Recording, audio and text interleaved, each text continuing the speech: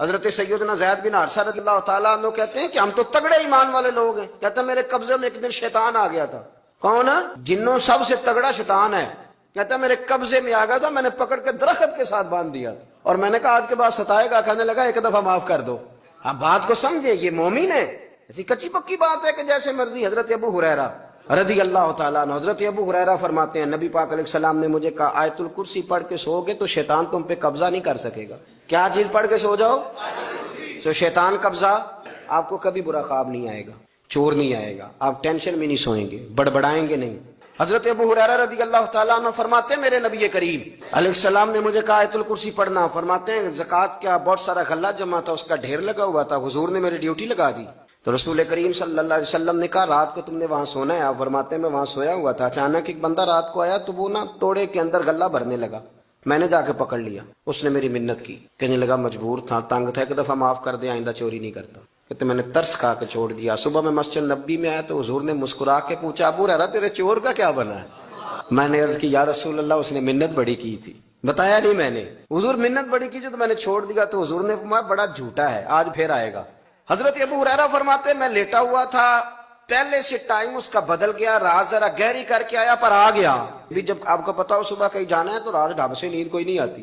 فرماتے مجھے پتا تھا اس نے آنا ہے, تو میں بھی ذرا نا کوئی اتنا زیادہ گہرا نہیں سویا ہوا تھا. فرماتے ہیں کہ وہ آیا, جب وہ بھرنے لگا توڑا تو میں نے دبوچ لیا. اس نے پھر منت کی, کہنے لگا بڑا مجبور ہوں, ایک دفعہ معاف کر دو, آئندہ ہی نہیں آتا. جناب ابو ہریرہ فرماتے ہیں میں نے چھوڑ دیا. صبح آیا, حضور کے پیچھے نماز پڑھی تو سرکار مسکرائے, فرمایا تیرے چور کا کیا بنا ہے؟ عرض کی حضور اس نے بڑی منت کی تھی. فرمایا بڑا جھوٹا ہے, آج پھر آئے گا, آج.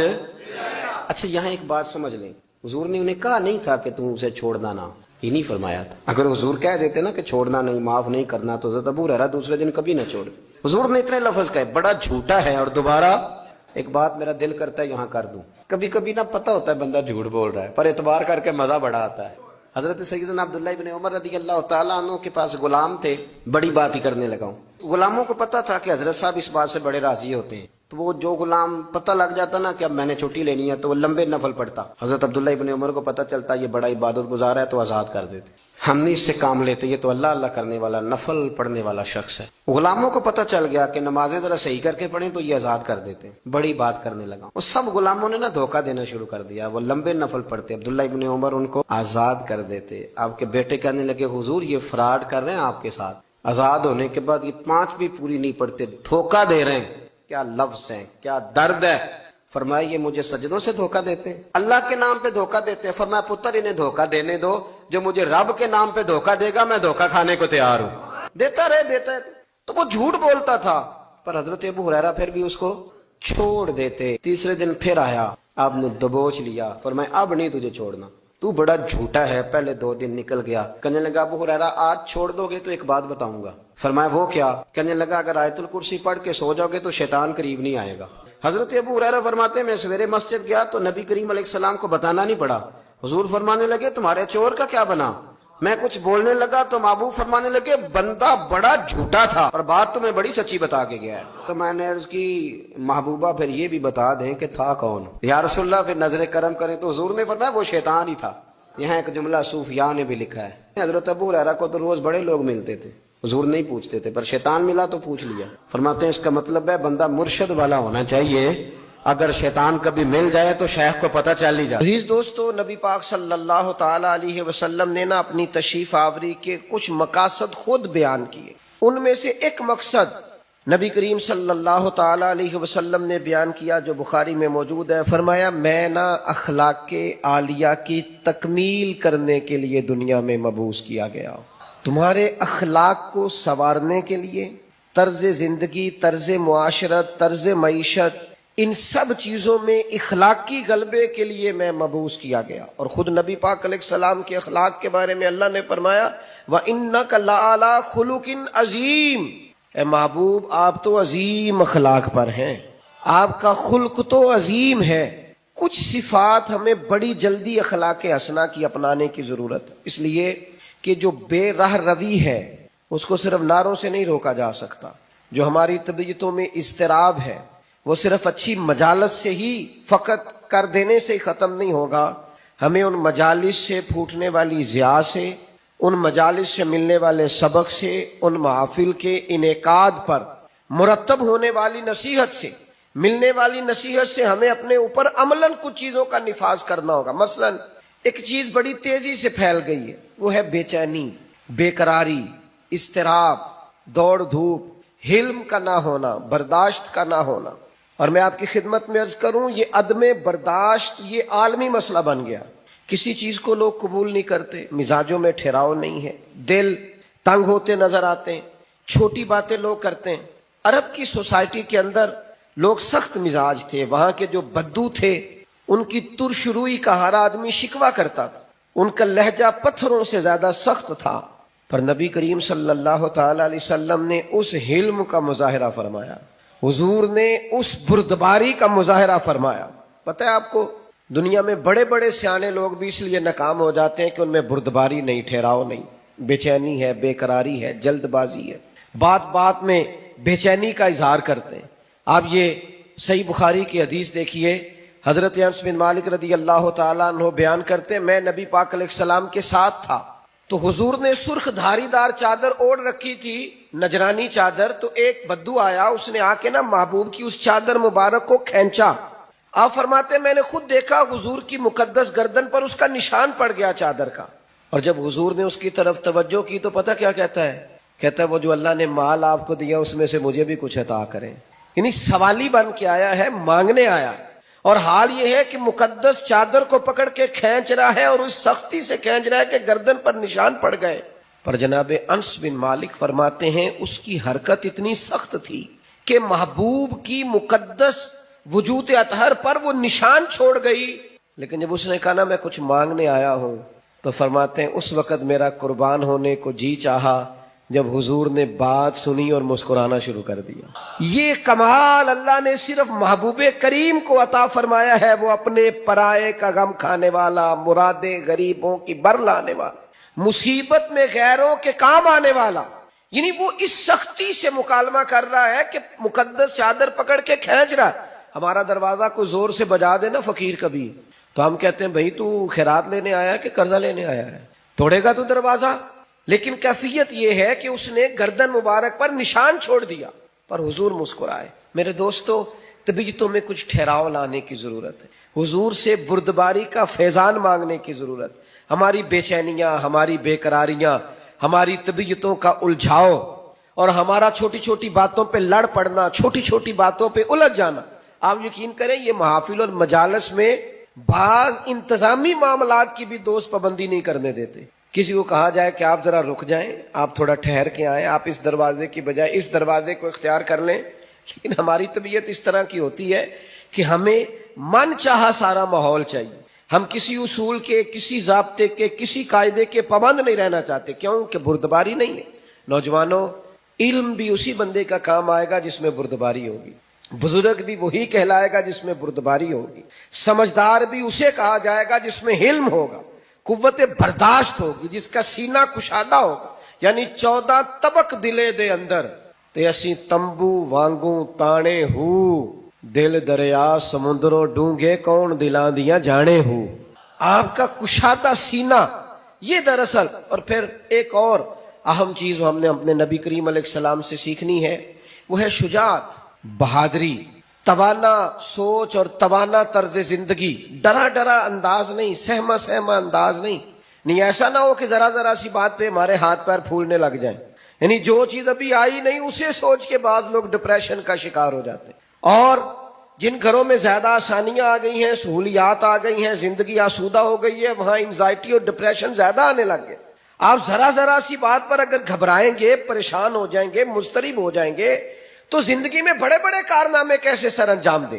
زندگی تو بذات خود ایک مشقت ہے، اور اللہ فرماتے ہیں لَقَدْ خَلَقْنَا الْإِنسَانَ فِي كَبَدٍ، ہم نے انسان کو مشقت میں رہتا ہوا پیدا کیا ہے، اس کو مشقت کرنی ہے، جدوجہد کرنی ہے۔ اور سمجھدار آدمی اور مالدار آدمی لیکن ذرا ذرا سی بات پر اس کے ہاتھ پیر پھولنے لگ جاتے ہیں۔ یہ بھی ذرا حدیث دیکھیے اور نبی پاک علیہ السلام کے اخلاق عالیہ سے فیضان حاصل کیجئے۔ مشکات میں، بخاری میں، مسلم میں حضرت انس بن مالک رضی اللہ تعالیٰ عنہ کی حدیث موجود ہے۔ فرماتے ہیں ایک رات ایسی مدینہ شریف میں آئی کہ ایک طرف سے آواز آنے لگی کسی کے چلانے کی، چیخنے کی، यकदम अहले मदीना सारे उठे और नेज़े बर्छियां तलवारें जमा करने लगे कि उस जानिब जाते हैं जहां से वो आवाज आ रही है और जाकर मालूम करते हैं क्या हादसा क्या सानेहा हुआ है। फरमाते हम अभी तैयारी कर रहे थे उधर जाने की और नबी पाक अलैहिस्सलाम घोड़े पर बैठकर वहां से वापस तशरीफ ला रहे थे और हुजूर फरमाने लगे सो जाओ सो जाओ सो जाओ, मैं देख आया हूं, कोई खतरे वाली बात नहीं। हम अभी तैयारी में थे लेकिन ये मेरे महबूब पाक की शुजात है, बहादुरी है, दिलेरी है। आपको जिंदगी के अंदर अपने दिल को मजबूत रखना है, आसाब को ताकतवर रखना है। बाद लोग बड़ी जल्दी घबरा जाते हैं, बड़ी जल्दी परेशान हो जाते हैं। 5 मिनट से पहले सांस फूलने लगता है, दिल धक धक करने लगता है। ओ भाई आप ठहर जाएं, सितारों से आगे जहां और भी हैं, अभी इश्क के इम्तिहान और भी हैं, तो ये तो काम अभी बड़ा आगे तक जाना है। लेकिन घबराहट, बेचैनी, परेशानी ये बंदा मोमिन की शान नहीं है। पलटना झपटना, झपट कर पलटना ये लहू गर्म रखने का है एक बहाना। ताकतवर जिंदगी गुजारे, मजबूत आसाब के साथ वक्त गुजारे, जहन बनाए कि जिंदगी में परेशानी आएगी मुझे फेस करना है। आपका जहन होना चाहिए। मुझे बताइए जो जवान है उसे बूढ़ा भी तो होना है ना, बीमार है तो एक वक्त खुदा न खास्ता वो भी तो आएगा ना कि बीमारी भी आ जाती है, कवा कमजोर होने लगते हैं। लेकिन अगर आपका हमेशा इसी तरह परेशान रहने का ख्याल है तो फिर बात आगे कैसे बढ़े। तो हुजूर से फैज मांगे, बहादुरी का फैज।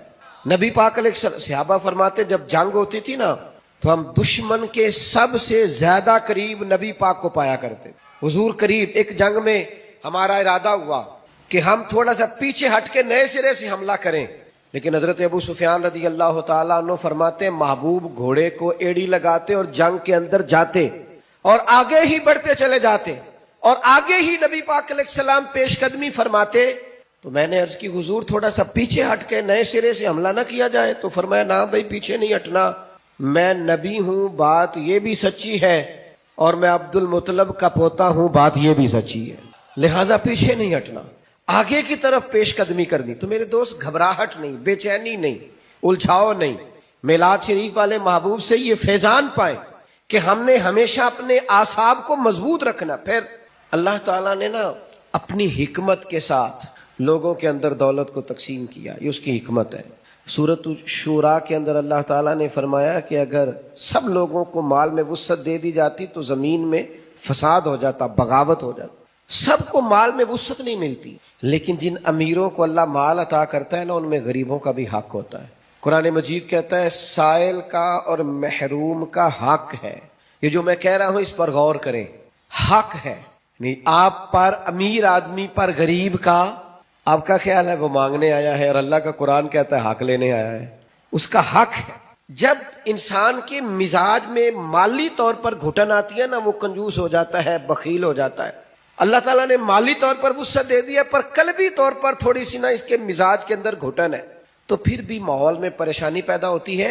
अल्लाह ताला बाज लोगों को ज्यादा माल अता करता है, उनकी जिम्मेदारी है गरीब बहन भाइयों का, दोस्तों का, पड़ोसियों का, साइलीन का, मसाकीन का, यतीमों का, बेवाओं का, कमजोरों का ख्याल रखें, उनकी माली मुआवनत करें और उनका हक समझ कर करें। कि अल्लाह हुजूर सैयद आलम अलैहिस्सलाम का एक फरमान अगर कभी हमें याद हो जाए ना तो आप यकीन करें कि दिल कभी तंग ना हो खर्च करते हुए।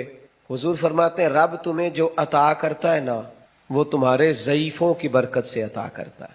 वो जो तुम्हारे यहाँ कमजोर रोटी खा जाते हैं ना, गरीब खा जाते हैं, उनके सबब से अल्लाह तुम्हें देता है। तो अगर ये जहन बन जाए ना कि अल्लाह ताला पता नहीं किसकी बरकत से दे रहा है, तो फिर जब कोई आए तो बंदे का दिल तंग नहीं होगा, वो परेशान नहीं होगा, मुस्तरिब नहीं होगा। बल्कि हमने तो तारीख में ऐसे भी सखी पड़े हैं कि कोई लेने आता था तो उसका शुक्रिया अदा करते थे कि यार तेरी मेहरबानी, तूने इस काबिल समझा है कि मैं तेरे कुछ काम आ सकता हूं।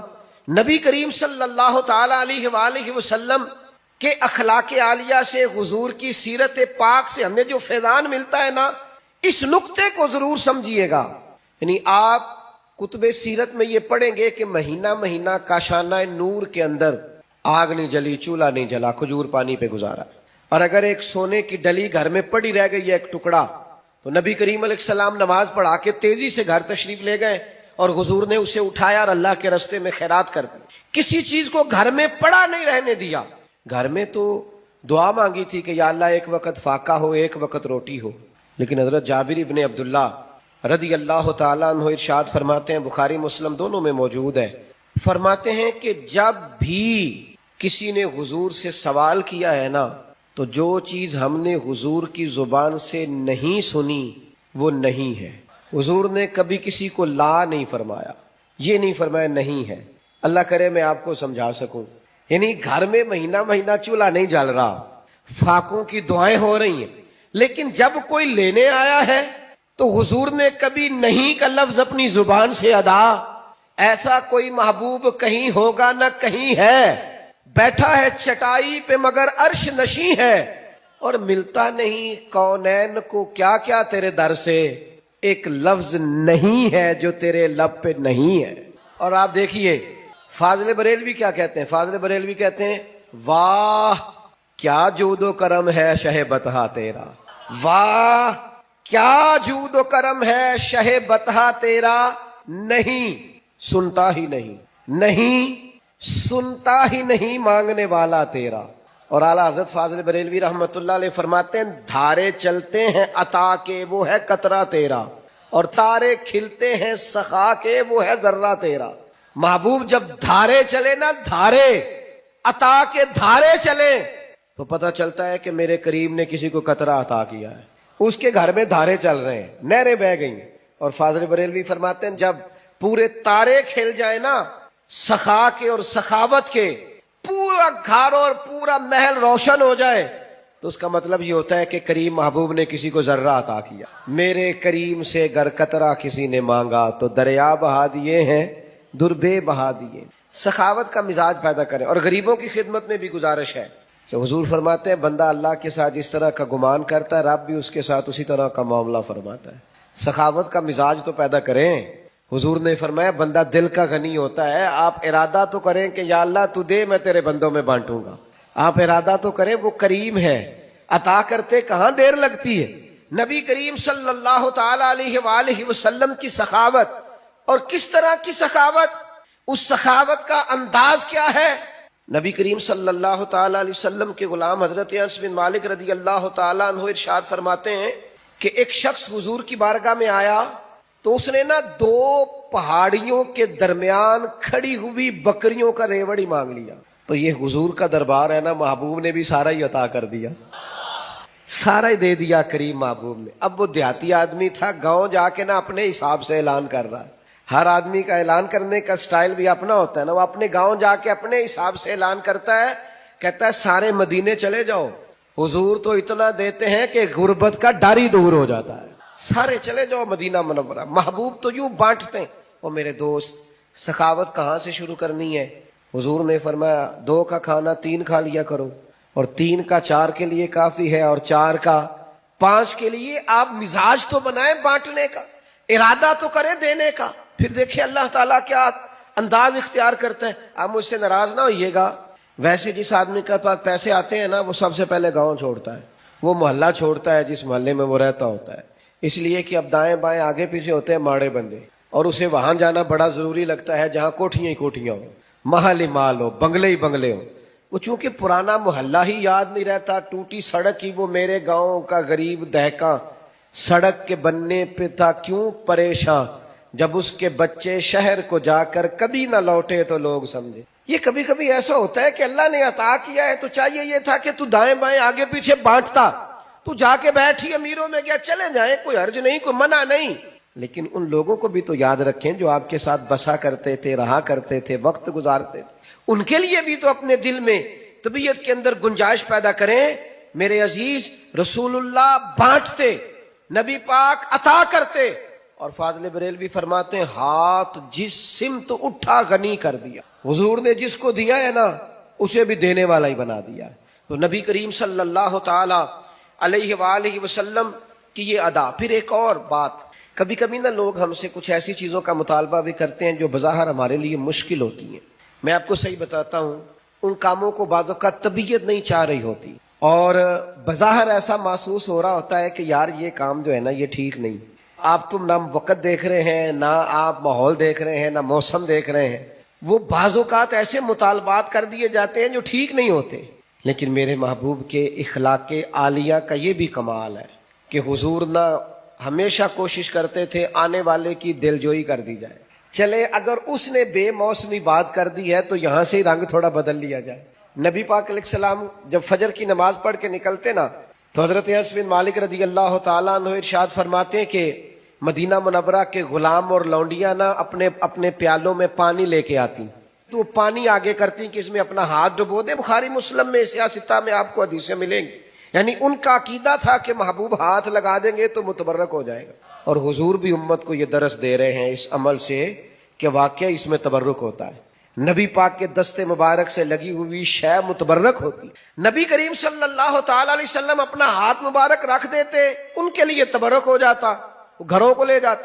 اب کبھی کبھی کیا ہوتا, جاڑے کی ٹھنڈی صبح یعنی سردیوں کی ٹھنڈی صبح, ان کو عادت پڑی ہوئی ہے صبح پانی لے کے آنے کی, ٹھٹھرتا ہوا پانی, فجر کا وقت, سردی کا ٹائم, لیکن وہ غلام لا کے پیالے جیسے ہی آگے کرتے, حضرت انس بن مالک فرماتے ہیں میں سیدہ آمنہ کے لال پہ قربان جاؤں, کبھی ہاتھ پیچھے نہیں کیا, فوراً ہاتھ ڈبو دیتے.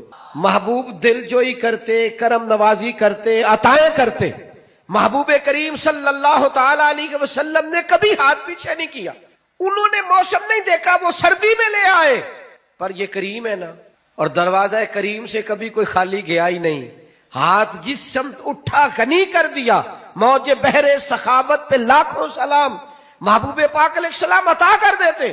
او یارو, ہو سکتا ہے کبھی کوئی بے موسم حکم اماں دے ہی دیتی ہو, کبھی کوئی ایسی بات ابا جی کر دیتے ہوں جو آپ کی طبیعت کے مطابق سوٹ نہ کرتی ہو سکتا ہے کبھی گھر والے کوئی ایسی بات کریں جو برداشت کے قابل وقتی طور پر نہ ہو. لیکن یہ دیکھو نا میرے نبی کا اخلاق, یہ دیکھو نا حضور کا انداز. میلاد منانے والوں, محبوب کے نام پر نعرے لگانے والوں, اپنے مزاجوں میں وہ کشادگی بھی پیدا کرو.